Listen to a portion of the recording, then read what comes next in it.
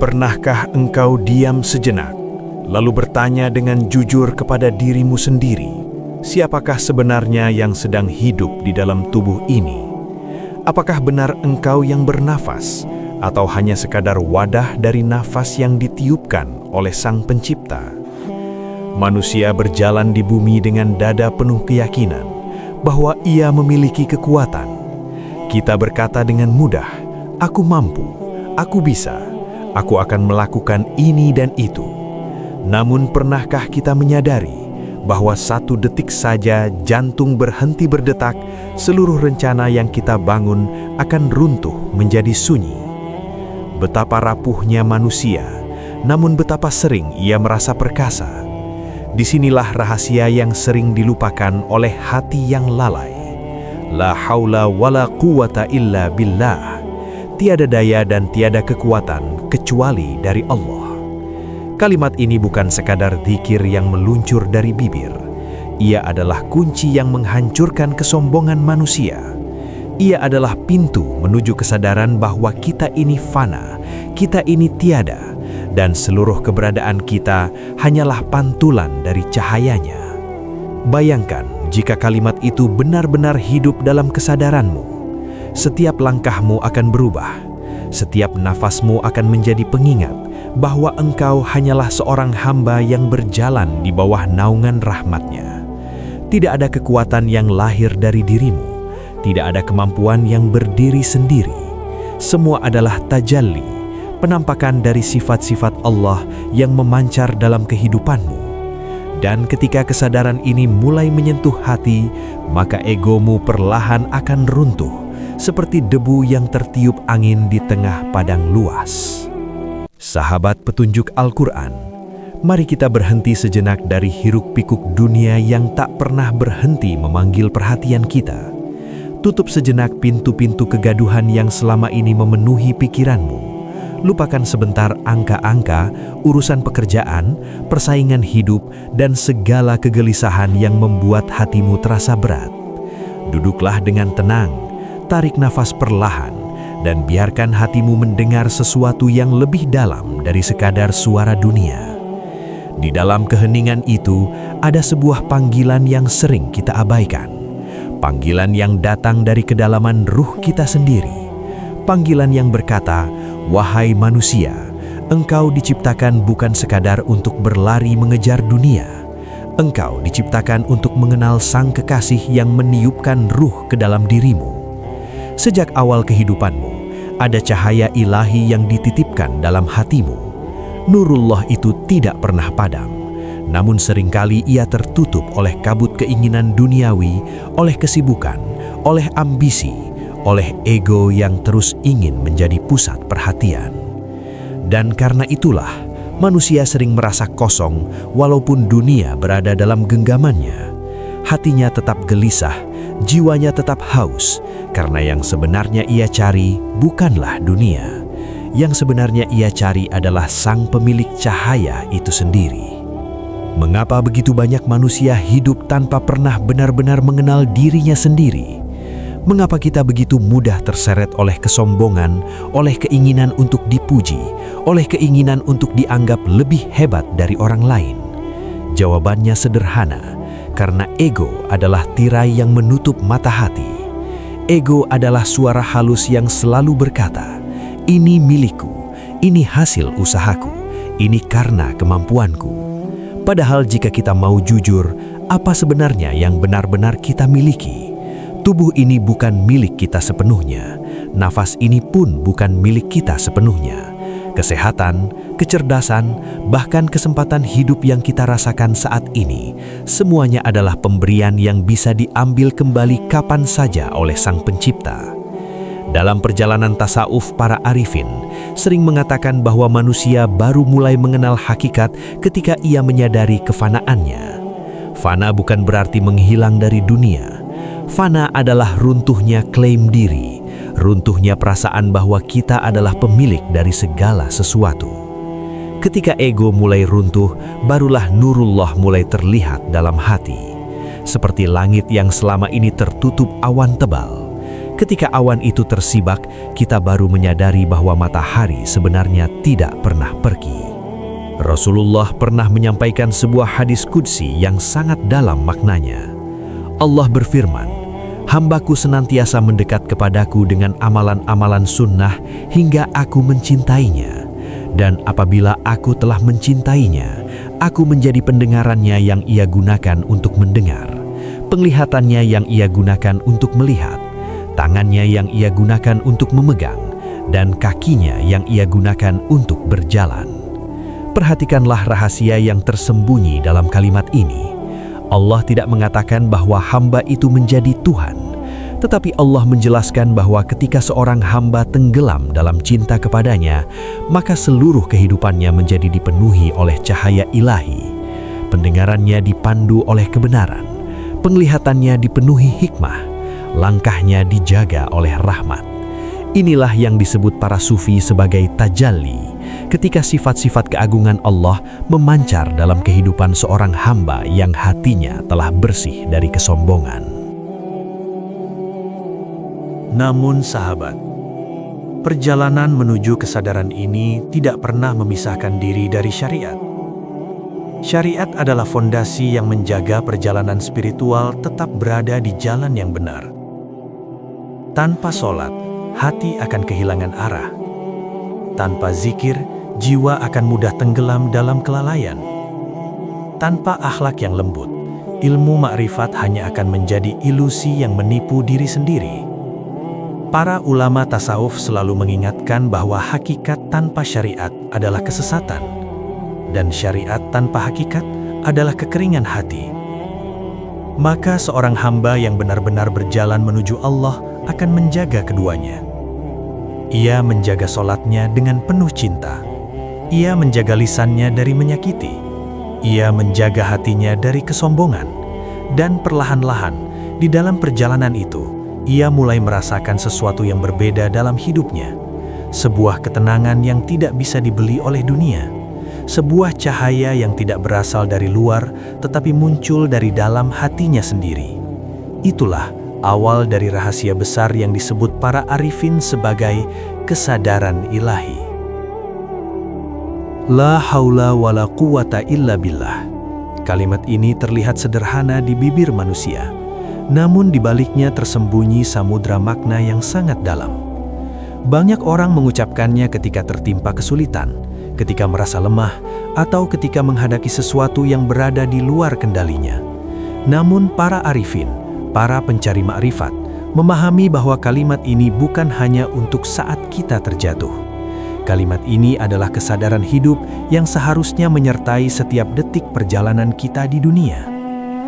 La haula berarti tiada daya, la quwata berarti tiada kekuatan.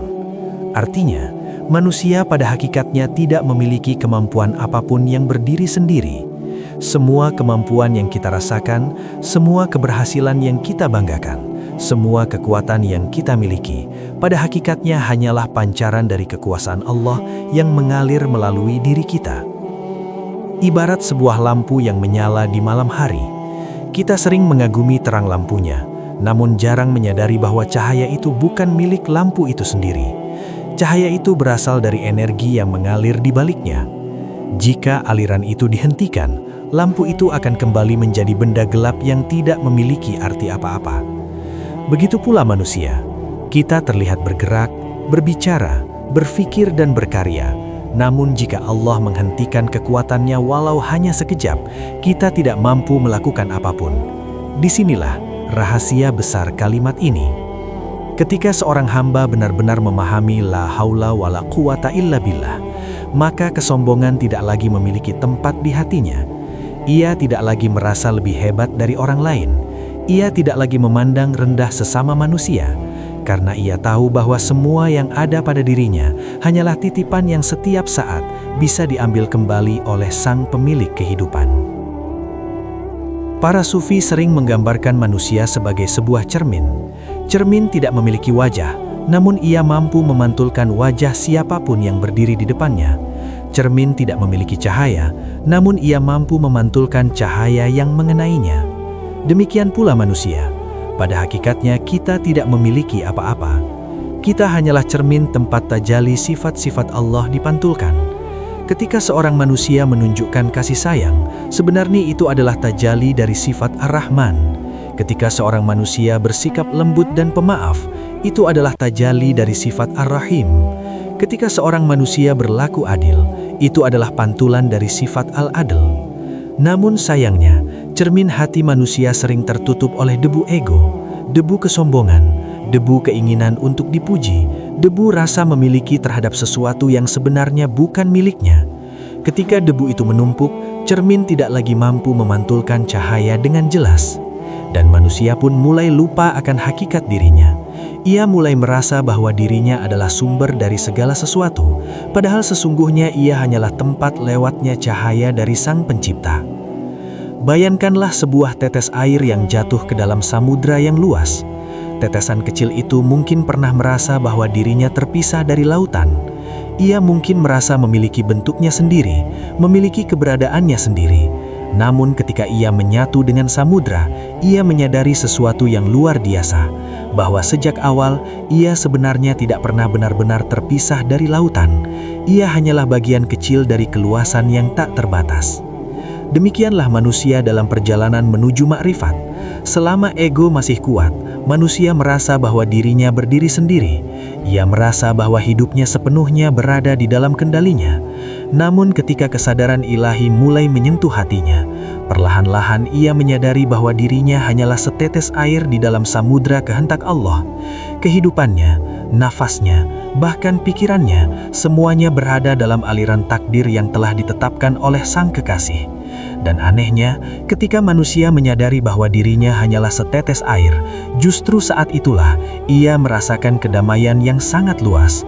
Karena ia tidak lagi terbebani oleh keinginan untuk mengendalikan segalanya, ia menyerahkan dirinya kepada samudra kasih sayang Allah. Rasulullah bersabda dalam sebuah hadis yang sangat terkenal, "Sesungguhnya setiap amal tergantung pada niatnya, dan setiap orang akan mendapatkan sesuai dengan apa yang ia niatkan." Hadis ini sering kita dengar, namun maknanya sangat dalam perjalanan spiritual. Niat bukan sekedar ucapan dalam hati. Niat adalah arah dari kesadaran batin seseorang. Dua orang bisa melakukan amal yang sama, sholat yang sama, sedekah yang sama, namun nilai di sisi Allah bisa sangat berbeda. Jika amal itu dilakukan untuk dipuji manusia, maka ia akan kembali kepada manusia. Namun jika amal itu dilakukan dengan kesadaran bahwa kita hanyalah hamba yang ingin mendekat kepada Allah, maka amal itu akan menjadi cahaya yang menerangi hati. Disinilah letak pentingnya kesadaran. Ilmu makrifat tidak hanya berbicara tentang apa yang kita lakukan, tetapi dari mana perbuatan itu muncul. Apakah ia lahir dari ego atau lahir dari cinta kepada Sang Pencipta? Kesadaran ilahi tidak datang seperti kilat yang tiba-tiba menyambar. Ia datang perlahan seperti fajar yang muncul di ufuk timur. Mula-mula hanya ada cahaya tipis yang hampir tidak terlihat. Namun jika kita terus menjaga hati, terus berzikir, terus membersihkan diri dari kesombongan, cahaya itu akan semakin terang. Zikir menjadi nafas kehidupan. Sholat menjadi pertemuan yang dirindukan. Akhlak lembut menjadi bahasa hati. Dan pada suatu titik dalam perjalanan itu, seorang hamba mulai merasakan sesuatu yang sulit dijelaskan dengan kata-kata. Ia merasakan kehadiran Allah dalam setiap detik kehidupannya. Ia merasakan bahwa dirinya tidak pernah benar-benar sendiri.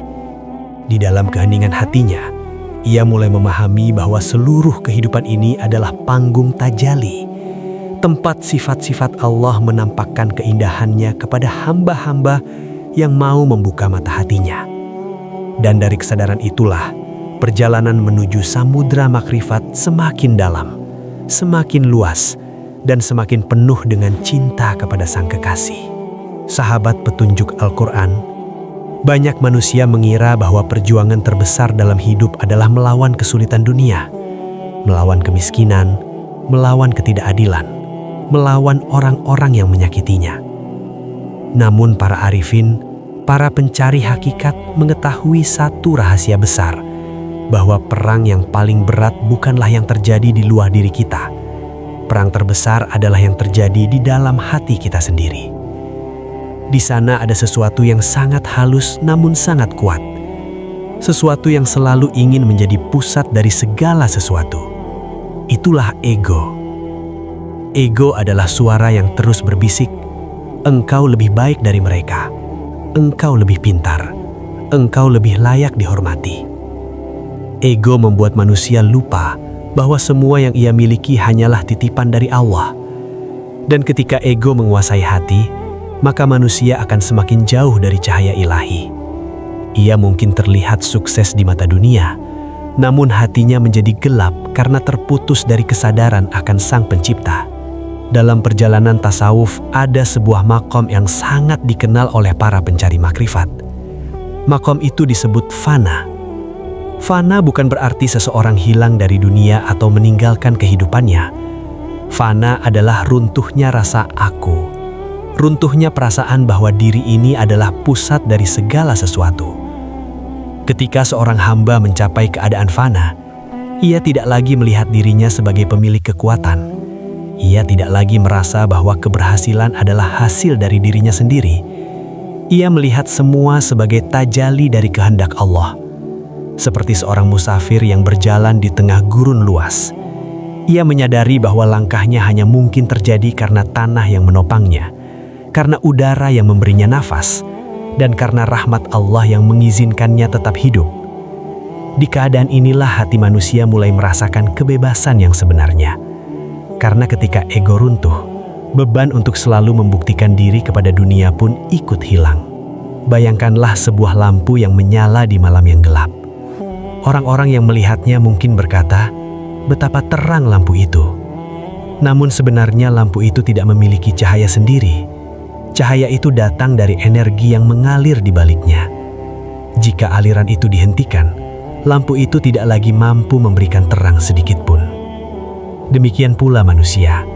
Tubuh kita seperti lampu, sementara kehidupan yang mengalir di dalamnya adalah cahaya dari Allah. Kita bergerak, berbicara, berpikir dan merencanakan banyak hal. Namun semua itu terjadi karena Allah mengalirkan kekuatannya ke dalam diri kita. Setiap detak jantung, setiap helaian nafas kita, setiap gerakan tangan kita, semuanya adalah bukti bahwa kehidupan ini terus ditopang oleh kekuasaannya. Ketika seorang hamba menyadari hal ini, ia tidak lagi memandang dirinya sebagai sumber cahaya. Ia hanya menjadi wadah yang bersyukur karena diberi kesempatan memantungkan cahaya Sang Kekasih. Rasulullah bersabda, "Ketahuilah bahwa dalam tubuh manusia terdapat segumpal daging. Jika ia baik, maka baiklah seluruh tubuh. Dan jika ia rusak, maka rusaklah seluruh tubuh. Ketahuilah bahwa itu adalah hati." Hadis ini mengandung hikmah yang sangat dalam. Hati adalah pusat dari seluruh perjalanan manusia. Jika hati dipenuhi kesombongan, maka seluruh hidup manusia akan condong kepada keburukan. Jika hati dipenuhi cinta dunia, maka seluruh langkahnya akan terikat oleh keinginan dunia. Namun jika hati dipenuhi oleh zikir dan kesadaran kepada Allah, maka seluruh hidupnya akan berubah menjadi jalan menuju kebaikan. Inilah sebabnya para sufi lebih banyak memerangi penyakit hati daripada memikirkan kedudukan dunia. Mereka tahu bahwa kemenangan terbesar bukanlah ketika seseorang mengalahkan orang lain. Kemenangan terbesar adalah ketika seseorang mampu menundukkan egonya sendiri.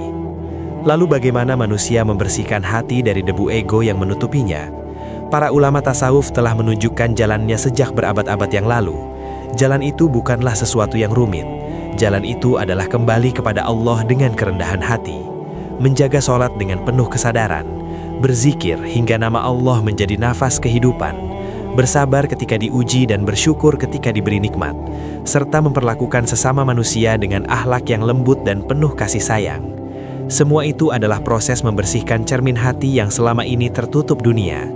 Ketika cermin itu mulai bersih, maka sesuatu yang luar biasa akan terjadi. Nurullah yang sejak awal telah berada di dalam hati akan mulai tampak dengan jelas. Cahaya itu akan menenangkan kegelisahan jiwa. Cahaya itu akan menuntun langkah manusia menuju kehidupan yang lebih bermakna. Dan perlahan-lahan, tanpa disadari, seorang hamba akan merasakan bahwa dirinya sedang ditarik oleh cinta Sang Kekasih menuju samudra hakikat yang lebih dalam. Sahabat petunjuk Al-Quran, ada sebuah rahasia yang sering diucapkan oleh para arifin dalam perjalanan tasawuf. Mereka berkata, barang siapa mengenal dirinya, maka ia akan mengenal Tuhannya. Kalimat ini bukan sekedar ungkapan indah, ia adalah pintu menuju kesadaran yang sangat dalam. Ketika manusia benar-benar melihat dirinya dengan jujur, ia akan menyadari betapa lemahnya dirinya, betapa terbatas kemampuannya, betapa sering ia bergantung pada sesuatu yang berada di luar kendalinya.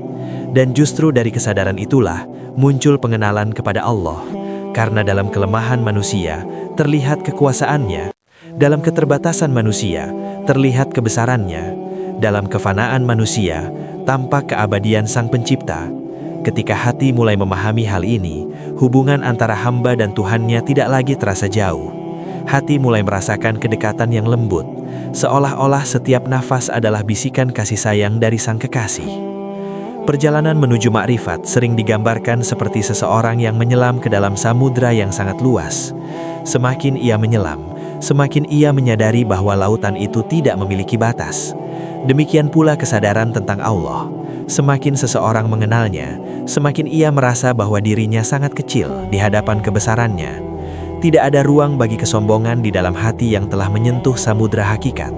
Karena setiap kali ia mencoba merasa besar, ia segera melihat betapa luasnya rahmat Allah yang meliputi segala sesuatu. Dan dari kesadaran itulah lahir kerendahan hati yang sejati. Bukan kerendahan yang dibuat-buat, tetapi kerendahan yang muncul dari hati yang benar-benar menyadari posisinya sebagai hamba. Ilmu makrifat sering disalahpahami oleh sebagian orang. Ada yang mengira bahwa mengenal Allah berarti memiliki pengetahuan yang tinggi atau memiliki pengalaman spiritual yang luar biasa. Padahal para ulama tasawuf mengajarkan bahwa tanda seseorang benar-benar mengenal Allah justru terlihat dari akhlaknya. Jika ilmunya membuatnya semakin lembut, semakin sabar, semakin mudah memaafkan, maka itu adalah tanda bahwa hatinya sedang diterangi oleh nurullah. Namun jika ilmunya membuatnya merasa lebih tinggi dari orang lain, maka sesungguhnya ia masih terjebak dalam ego. Ilmu makrifat sejati tidak melahirkan kesombongan, ia melahirkan kasih sayang kepada semua makhluk. Ketika nurullah mulai menyinari hati seorang hamba, sesuatu yang indah terjadi dalam kehidupannya. Dunia yang dulu terasa menakutkan mulai terlihat berbeda. Ujian yang dulu terasa berat mulai dipahami sebagai bagian dari perjalanan menuju kedewasaan rohani. Hatinya tidak lagi mudah gelisah oleh perubahan dunia, karena ia tahu bahwa di balik setiap peristiwa ada kehendak Allah yang bekerja dengan penuh hikmah. Cahaya kesadaran ini membuat seorang hamba mampu menjalani hidup dengan tenang. Ia tetap berusaha, tetap bekerja, tetap beribadah, namun hatinya tidak lagi bergantung kepada dunia. Hatinya bergantung kepada Sang Pemilik dunia. Pada akhirnya, kesadaran ilahi membawa manusia pada satu pemahaman yang sangat sederhana namun sangat dalam, bahwa hidup ini bukan tentang menjadi besar di mata manusia. Hidup ini adalah perjalanan kembali kepada Allah. Setiap langkah kita di dunia sebenarnya sedang membawa kita menuju pertemuan dengannya. Dan ketika seorang hamba menyadari hal ini, ia akan menjalani hidup dengan penuh kerendahan hati. Ia tidak lagi mengejar pujian dunia. Ia hanya ingin satu hal, yaitu menjadi hamba yang dicintai oleh Sang Kekasih. Dan di dalam perjalanan itulah, ia menemukan kedamaian yang selama ini dicari oleh begitu banyak manusia. Sahabat petunjuk Al-Quran, setelah seseorang berjalan cukup jauh dalam perjalanan mengenal dirinya dan mengenal Tuhannya, ada satu perubahan yang paling nyata dalam dirinya. Perubahan itu bukanlah pada pakaiannya, bukan pula pada kata-kata yang ia ucapkan. Perubahan terbesar terlihat pada hatinya. Hatinya menjadi lebih lembut, hatinya menjadi lebih mudah memahami orang lain. Ia tidak lagi terburu-buru menghakimi, tidak lagi mudah marah, tidak lagi merasa harus selalu benar. Ilmu makrifat yang sejati tidak menjadikan seseorang terlihat hebat di hadapan manusia. Justru, ia membuat seseorang semakin sederhana, semakin rendah hati, semakin sadar bahwa dirinya hanyalah hamba yang berjalan di bawah naungan rahmat Allah. Dan anehnya, justru dalam kesederhanaan itulah letak kemuliaan yang sebenarnya. Karena hati yang lembut adalah tanda bahwa cahaya ilahi sedang hidup di dalamnya. Para ulama tasawuf sejak dahulu selalu menunjukkan satu hal yang sama. Semakin dekat seseorang kepada Allah, semakin kecil ia merasa di hadapannya. Ia tidak pernah merasa bahwa dirinya telah mencapai sesuatu. Ia justru merasa bahwa dirinya masih penuh kekurangan. Ia melihat orang lain dengan penuh penghormatan, karena ia tahu bahwa setiap manusia memiliki rahasia hubungan dengan Allah yang tidak ia ketahui. Disinilah akhlak yang indah itu lahir. Akhlak yang tidak lahir dari paksaan, tetapi dari kesadaran hati. Seorang hamba yang telah merasakan sedikit saja dari samudra ma'rifat akan memahami bahwa seluruh manusia adalah makhluk Allah. Mereka semua berjalan di bumi yang sama, bernafas dengan udara yang sama, dan bergantung pada rahmat Allah yang sama. Maka, bagaimana mungkin ia memandang rendah orang lain, sementara ia sendiri hanyalah setetes kecil dalam lautan ciptaannya? Di penghujung perjalanan renungan ini, marilah kita menundukkan hati sejenak dan berdoa dengan penuh kejujuran. Ya Allah, Engkau yang mengetahui kelemahan kami. Engkau yang mengetahui betapa sering hati kami dipenuhi oleh ego dan kelalaian. Bersihkanlah hati kami dari kesombongan, dari keinginan untuk dipuji, dan dari rasa merasa lebih baik dari orang lain. Terangilah hati kami dengan nur-Mu, agar kami mampu melihat kehidupan ini dengan mata yang lebih jernih. Jadikanlah setiap langkah kami sebagai langkah yang mendekat kepadamu, dan jangan Engkau biarkan hati kami tersesat dalam kegelapan dunia setelah Engkau perlihatkan kepada kami sedikit dari cahaya kebenaran-Mu. Sahabat petunjuk Al-Quran, perjalanan mengenal Allah bukanlah perjalanan yang selesai dalam satu hari. Ia adalah perjalanan sepanjang hidup. Setiap hari kita belajar menundukkan ego. Setiap hari kita belajar membersihkan hati. Setiap hari kita belajar mengingat bahwa kita hanyalah hamba yang fana di hadapan kebesaran Allah. Namun, janganlah merasa putus asa jika perjalanan ini terasa berat, karena setiap langkah kecil yang kita ambil menuju Allah akan dibalas dengan rahmat yang jauh lebih besar. Dan mungkin suatu hari nanti ketika hati kita semakin tenang, ketika jiwa kita semakin lembut, kita akan menyadari bahwa Sang Kekasih sebenarnya tidak pernah jauh dari kita. Dia selalu hadir, lebih dekat dari nafas yang keluar dari dada kita sendiri. Jika renungan ini menyentuh hatimu, tuliskanlah di kolom komentar apa yang engkau rasakan setelah mendengarnya. Mungkin ada satu kalimat yang membuat hatimu bergetar, mungkin ada satu bagian yang membuatmu merenung lebih dalam. Bagikan juga video ini kepada saudara-saudaramu, kepada sahabat-sahabatmu, agar semakin banyak hati yang diingatkan untuk kembali kepada Allah melalui jalan kesadaran dan kelembutan hati. Dan jangan lupa, tekan like, serta subscribe channel Petunjuk Al-Quran, agar kita bisa terus berjalan bersama menapaki jalan menuju samudra hakikat, jalan menuju cahaya makrifat, dan jalan menuju cinta Sang Kekasih yang tidak pernah berhenti memanggil hamba-hambanya untuk pulang.